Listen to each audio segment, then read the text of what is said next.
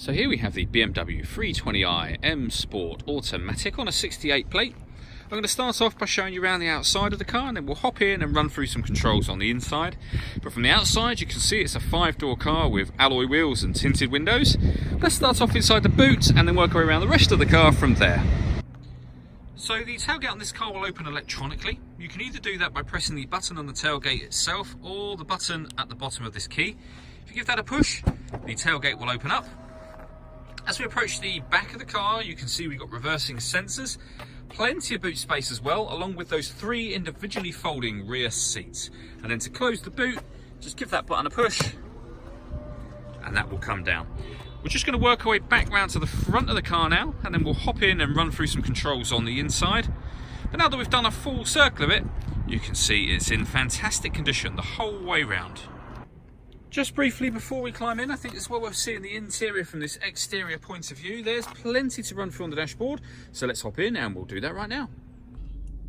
Okay, so now that we're inside the car, we're going to start with the dials. On the far left-hand side, we have the fuel gauge, followed by the speedometer, then the rev counter and the coolant temperature gauge. In the middle at the bottom, you can see the total miles on this car, which are 6,505.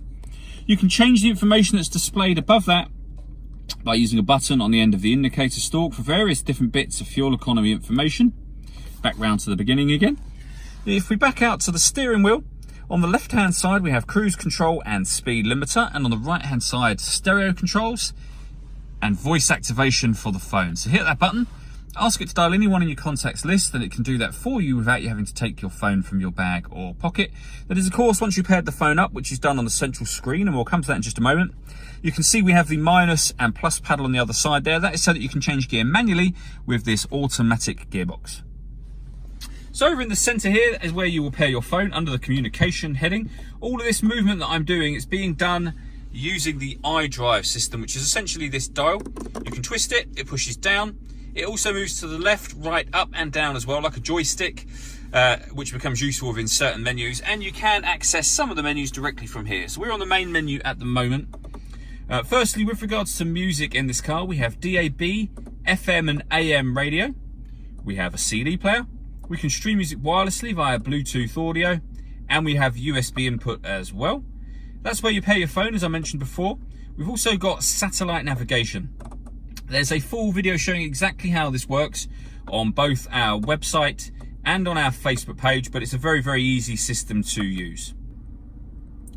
So working our way down from there, we have the CD player. We then have dual zone climate control, so you can adjust the fan speed from the middle here. You can adjust the passenger and driver temperatures.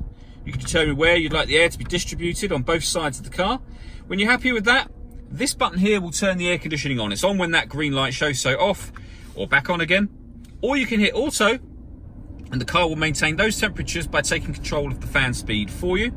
You can override that at any time you wish to. This car's also got a heated driver and passenger seat, both with 3 different heat settings each.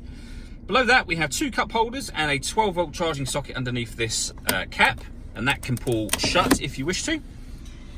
We then have the fully automatic gearbox, and to the right hand side of that, these buttons here, you can turn off traction control from that button, but you can also change the driving setup of the car. So you can put it in Sport mode, Eco Pro, or Comfort where it is at the moment. So if I press Sport and show you up on the screen, you can now see the car is in Sport mode. That makes the accelerator pedal react quicker to what you do. It makes the steering firmer, and the gearbox will rev higher in each gear. But you can also in this car go one further than that and go to Sport Plus. Sport Plus will turn on dynamic traction control, so it just gives it a slightly racier feel. You can go back down to Sport, Comfort and Eco Pro. All that leaves me to say is thank you for taking the time to watch this video. If you'd like to come and see the car in person and have a test drive, please feel free to call any of our MJA sites. We'd love to hear from you soon.